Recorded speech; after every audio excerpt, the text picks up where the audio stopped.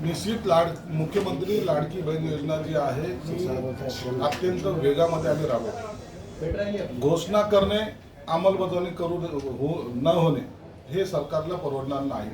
म्हणून जी जेव्हा घोषणा केली त्यावेळेलाच अर्थसंकल्पामध्ये वेगवेगळ्या तरतुदीच्या माध्यमातून आपण एक सेपरेट विभाग यासाठी कार्यरत आहे. 17 तारीख ही आपण डेडलाईन दिली होती, परंतु 14 ते 15 तारखेपासून पैसे देण्याची आपण सुरुवात केली. पैसा सरकारकडे आहे आणि द्यायची मानसिकता आहे. तुम्ही जर आज पाहत असाल तर प्रत्येक बँकेसमोर जी काही गर्दी दिसते तुम्हाला, ते पैसा त्यांच्या खात्यात आल्यामुळं आहे आणि तो प्रत्येकाला मेसेज जातो, थेट पैसा अकाउंटमध्ये गेल्यामुळे. आज त्या लाडक्या बहिणी सर्व खुश आहेत आणि सरकार याला पैसा कमी पडू देणार नाही. उलट पक्ष भविष्यामध्ये जर याच्यात काय वाढ करायची असेल त्याचा सुतोवाच सुद्धा मुख्यमंत्री आणि त्यांच्या सहकार्याने केलेला आहे. म्हणून ही योजना कायमस्वरूपी चालेल, यामध्ये कुठेही खंड पडणार नाही. म्हणजे आतापर्यंत विरोधक बोलत होते, आता तुमच्यासोबत लोकसभेला असलेले राज ठाकरे प्रश्नचिन्ह उपस्थित करायला लागले. राजसाहेबांना कदाचित त्याची कल्पना नसेल म्हणून त्यांनी असं बोललेलं आहे, परंतु त्यांना सुद्धा सांगेल की सरकारकडे पैशाची पूर्ण तरतूद केलेली आहे. एखाद्या विभागाचं काम थोडंसं स्लो जरी झालं चालेल, परंतु लाडक्या बहीण योजनेला कुठेही पैसा कमी पडणार नाही. बरं, ते आता एकनाथ शिंदे आणि देवेंद्र फडणवीस विरोधातही उमेदवार उभं करणार आहे. लोकसभेत तुमच्यासोबत होते, आता तुम्हाला आव्हान देत आहे. अरे राजसाहेबांनी त्याची भूमिका स्पष्ट केली होती. लोकसभेला आम्ही मोदीसाठी पाठिंबा देत आहोत हे त्यांनी सांगितलं होतं. विधानसभेचं कुठेही सुतोवाच त्यांनी केलं नव्हतं आणि प्रत्येक पक्षाला हे आपलं राजकीय भवितव्य काय असलं पाहिजे किंवा निवडणुकीला कसं समोर जायचं हे त्यांनी ठरवायचं. म्हणून राजसाहेबांनी जर उमेदवार उभे केले तर मग तो काय तुमच्या विरोधात गेले काय, असं कोणतंही वातावरण नाही. प्रत्येक पक्षाच्या नेत्याला आपले उमेदवार उभे करण्याचा अधिकार आहे. बच्चू कडू म्हणाले की लखपती दिली केली तुम्ही, पण शेतकऱ्यांच्या आत्महत्या राज्यात वाढतात, त्याच्याकडे सरकारचं लक्ष आहे. बच्चू कडू हे सरकारचा एक भाग आतापर्यंत तरी आहेत. त्यांनाही माहिती आहे की शेतकऱ्यांसाठी असेल, दिव्यांगासाठी असेल, विद्यार्थ्यांसाठी असेल, लाडक्या बहिणीसाठी काय केलंय याचा सर्व त्यांच्याकडे डिटेल डाटा आहे. म्हणून त्यांना आता तरी बोलायचा अधिकार नाही. त्यांना सुद्धा माहिती आहे की सरकार कोणत्या पद्धतीने काम करते. मुख्यमंत्री पदाच्या चेहऱ्यासाठी काँग्रेसची साथ उद्धव ठाकरेंना मिळत नाही, कुठेतरी ते एकाकी पडल्याचं चित्र आहे.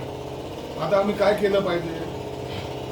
पट्ट्या सुद्धा उद्धव साहेबांनी त्यांच्या गळ्यात घातल्यानंतर सुद्धा जर ते उमेदवार जाहीर करत नसेल तर हे त्यांच्यावर झालेला हा अन्याय आहे आणि उद्धव साहेब हे सहन करणार नाहीत.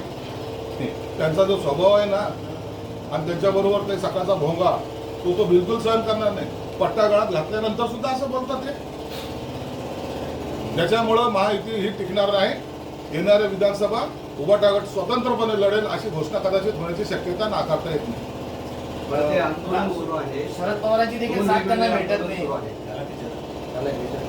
शरद पवारांची देखील उद्धव ठाकरेंना साथ भेटत नाही अशा परिस्थितीत मुख्यमंत्री पदाच्या चेहऱ्यावर. अहो यांना काँग्रेस साथ देणार आहे ना शरद पवार साहेब साथ देणार आहे.